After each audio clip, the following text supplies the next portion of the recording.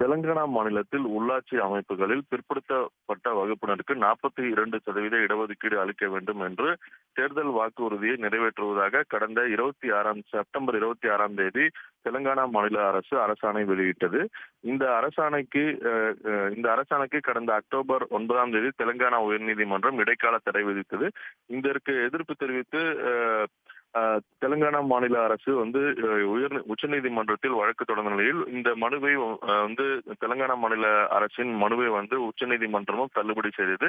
இதற்கிடையே மீண்டும் 42% இடஒதுக்கீடை வழங்க வேண்டும் என்று தெலங்கானா மாநிலத்தில் உள்ள பிற்படுத்தப்பட்டோர் நல கூட்டு நடவடிக்கை குழுவினர் இன்று ஒரு நாள் பந்திற்கு அழைப்பு விடுத்திருந்தனர். இந்த பந்திற்கு மாநிலத்தில் உள்ள அனைத்து கட்சிகளும் அதாவது ஆளும் கட்சி உட்பட அனைத்து கட்சிகளும் ஆதரவு தெரிவித்துள்ள நிலையில் இன்று காலை முதல் தொடர்ந்து பந்த் ஆனது நடைபெற்று வருகிறது. இதனால் பல மாநிலம் முழுவதும் உள்ள அரசு பேருந்துகள் அனைத்தும் அந்தந்த பணிமனையில் நிறுத்தப்பட்டுள்ளது. பல கட்சியினர் சாலையில் இறங்கி போராட்டத்தில் ஈடுபட்டு வருகின்றனர்.